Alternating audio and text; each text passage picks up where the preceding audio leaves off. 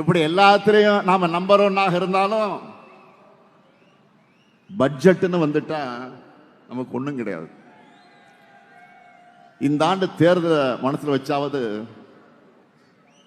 ஏதாவது election stunt பண்ணுவாங்கன்னு நம்ம எதிர்பார்த்தோம்.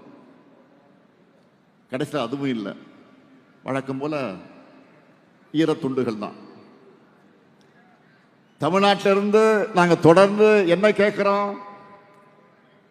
எங்களுக்கு நியாயமா சேர வேண்டிய கல்வி நிதியை கொடுங்க, மெட்ரோ நிதியை கொடுங்க, பேரிடர் நிவாரண நிதியை கொடுங்க, ஜல் ஜீவன் திட்டத்துக்கான நிதியை கொடுங்க, புதிய ரயில் திட்டங்களை கொடுங்க, ஓசூர் விமான நிலையத்துக்கு அனுமதி கொடுங்க, வரி வருவாய 50% கொடுங்க, நீட்ல இருந்து விலக்கு கொடுங்க, மதுரை எய்ம்ஸ் மருத்துவமனை கட்டி கொடுங்க, தொகுதி மறுவரையில் தமிழ்நாட்டினுடைய தொகுதி அளவு குறைக்கப்படாதுன்னு நாடாளுமன்றத்தில் வாக்கு கொடுங்க, கீழடி அறிக்கையை கொடுங்க. இதெல்லாம் தான் நாங்கள் கொடுக்கிற கொடுங்க கொடுங்க கொடுங்கன்னு கேட்குறோம். ஆனா அவங்க நமக்கு கொடுத்தது என்ன? வெறும் 0. அப்போ நாமளும் அவங்களுக்கு எலெக்ஷன் அதையே தானே திருப்பி கொடுக்கணும்.